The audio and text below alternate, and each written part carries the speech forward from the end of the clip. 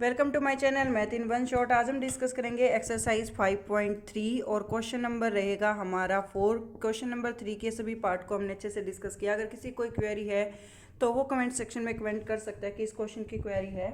यहाँ पर आपके पास एपी गिवन है, हाउ मैनी टर्म्स पूछा है। हाउ मैनी टर्म्स में ये चीज़ तो हमें क्लियर हो जाती है कि हमें number of terms find out करनी है। यहाँ पर जो एपी आपको गिवन है वो एपी आपको गिवन है 9, 17, 25 अप टू सोन सम इज 636। सम इज 36 का मतलब है कि जो एस एन है वो आपको कितना दे रखा है, 636 दे रखा है। ठीक है, तो यहाँ से एपी की जो फर्स्ट टर्म होती है उसको हम ए से डिनोट करते हैं कि वैल्यू होगी हमारी 9। डी निकालेंगे, डी क्या होता है हमारा कॉमन डिफरेंस होता है, second term minus first term. Third minus second करोगे तब भी आपका डिफरेंस सेम ही आएगा। तो यहाँ पर 17 माइनस 9 कितना आ जाएगा आपके पास 8। 17 माइनस 9 कितना आ जाएगा आपके पास 8। तो यहाँ पर हम एस एन का फॉर्मूला लगाएंगे, S N is equal to N by two into 2a plus N minus 1 into D. D की वैल्यू क्या हो गई 8। अब यहाँ पर 636 is equal to N by two into 9 two जो हो जाएगा 18 प्लस 8 एन माइनस 8। ब्रैकेट के बाहर अगर कोई भी नंबर होता है तो ब्रैकेट के अंदर हर किसी के साथ क्या हो जाता है, multiply. 636 is equal to N by two into 18 minus 8 हो जाएगा 10 प्लस 8n। यहाँ से 2 को ले लो भाई कॉमन, ठीक है। 10 और 8 जो है दोनों के दोनों मल्टीपल हैं किसके, 2 के। तो 636 is equal to N by two into 2 ले लिया हमने कॉमन, 2 5 जा 10, 2 4 जा 8। 2 से 2 क्या हो जाएगा, कट। ऐसे मत काट देना, 2 5 जा 10, ठीक है। तो यहाँ पर आ जाएगा आपके पास 636 is equal to 5n plus 4na square, 4n square plus 5n minus 636 equal to 0। ये आपके पास एक क्वाड्रेटिक इक्वेशन आ गई। यहाँ से आप इसको दो मेथड से सोल्व कर सकते हैं, या तो मिड टर्म स्प्लिट मेथड आप लगा सकते हैं, या फिर आप यहाँ पर पहले निकालेंगे D, B square minus 4ac, फिर आप क्वाड्रेटिक फॉर्मूला का यूज करेंगे minus B plus minus root B square minus 4ac। तो आप उसका भी यहाँ पर यूज़ कर सकते हैं। अब हम नेक्स्ट क्वेश्चन पर आते ही आगे एग्जीक्यूट ही करना है, आपके पास एन की वैल्यू आ जाएगी और इम्पोर्टेंट है। नेक्स्ट है हमारा क्वेश्चन नंबर 5। क्वेश्चन नंबर 5 में हमें क्या कहा गया है, the first term of the AP is 5। AP की जो फर्स्ट टर्म है वो 5 है, यानी कि ए की वैल्यू तो हो गई वही 5। एंड द लास्ट टर्म को हम एल से भी डिनोट करते हैं और ए एन से भी करते हैं, वो आपको दे रखी है 45। And the some is 400। Some is 400 यानी कि एस एन जो है वो आपको 400 गिवन है। आपको number of term find out करनी है और कॉमन डिफरेंस फाइंड आउट करना है डी। तो सबसे पहले आप एस एन का फॉर्मूला लगाइए, N by two into A plus A N का लगाएंगे। यहाँ पर ए एन की जगह एल भी आप ले सकते हैं क्योंकि एल भी हमारी लास्ट टर्म ही होती है।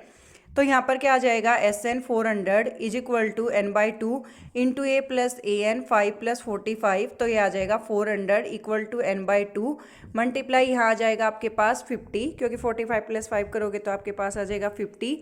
2 से आपने इसको डिवाइड किया तो ये आ गया 25, 25 वन जा 25, 15 बचेगा, 25 6 जा कितना हो जाएगा 150।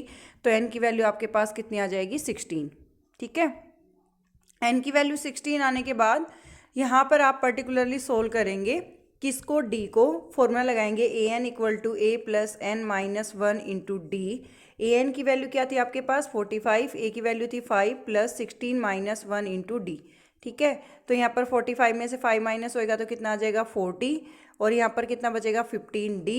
ये 15 चला जाएगा हमारा डिवाइड में, तो 40/15, 5 8 जा 40, 5 3 जा 15, तो कितनी आ जाएगी हमारे पास 8/3, ठीक है। इस तरीके से आप वैल्यू को सोल्व कर सकते हैं। नेक्स्ट क्वेश्चन देखते हैं। क्वेश्चन नंबर 6 की हमें क्या स्टेटमेंट गिवन है। क्वेश्चन नंबर 6 में हमें गिवन है the first and the last term of the AP is 17 and 350। First term यानी कि ए और लास्ट टर्म यानी कि ए एन, जिसको आप एल भी बोल सकते हैं, स्लैश में एल भी मैं लिख देती हूँ। उसके बाद आपको क्या है, if the common difference is 9। अगर कॉमन डिफरेंस आपका 9 है, यानी कि डी की वैल्यू अगर आपकी 9 है, तो number of terms find out कीजिए और एस एन फाइंड आउट कीजिए। पहले हम यहाँ पर भाई ए एन फाइंड आउट करेंगे और ए एन का फॉर्मूला लगाएंगे, मतलब फाइंड आउट करेंगे एन, तो a plus N minus 1 into d. इस क्वेश्चन में आपको ए की वैल्यू गिवन है, ए एन आपको गिवन है, डी आपको गिवन है, एन आपको निकालना है और एस एन निकालना है। तो पहले हम ए एन के फॉर्मूला से यहाँ से एन निकाल लेते हैं, फिर एस एन से सम निकाल देंगे। तो यहाँ पर A N 350 is equal to ए की वैल्यू क्या होगी आपके पास 17 plus n minus 1 into D, D की वैल्यू क्या होगी आपके पास 9।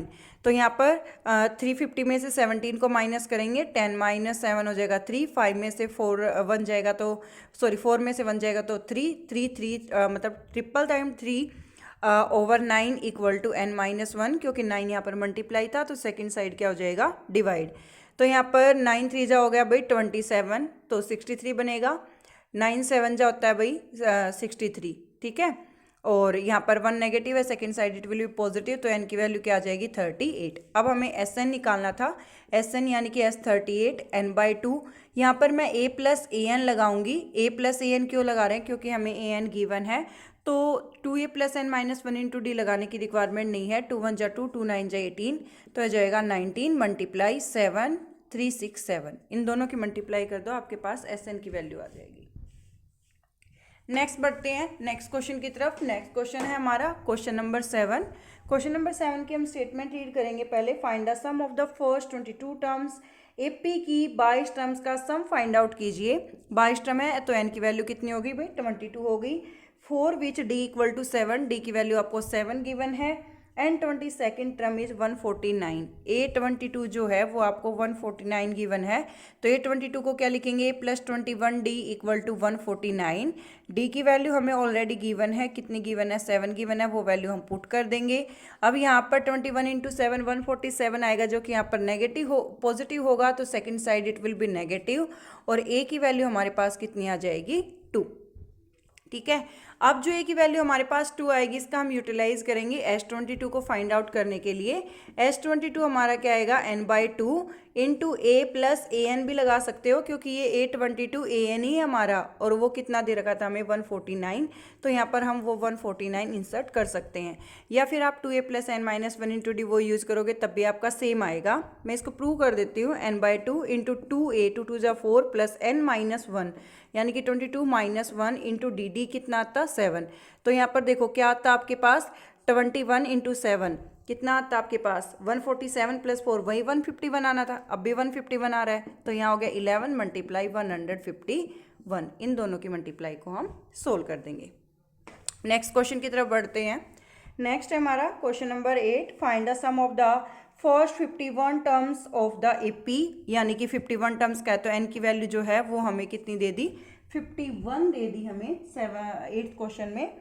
वो second term and third term are 14 and 18। Second term जो है वो आपको 14 गिवन है, थर्ड टर्म आपको 18 गिवन है, तो सेकेंड टर्म को हम लिख सकते हैं a plus d equal to 14, third term को लिख सकते हैं a plus 2d equal to 18। यहाँ से a और d को कैलकुलेट करेंगे तो S51 हमारा इजिली इवेलुएट हो जाएगा।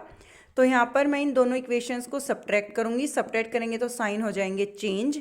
a से ये हो जाएगा कट, 2d माइनस डी हो जाएगा d इक्वल टू 4।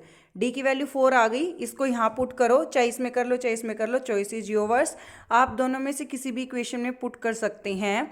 तो यहाँ पर आप जैसे ही वैल्यू को पुट करेंगे a प्लस 4 इक्वल टू 14, तो यहाँ पर 4 आपका पॉजिटिव है, second side it will be negative. Now you get a equal to 10, तो a की वैल्यू आपको 10 ऑब्टेन हो जाएगी।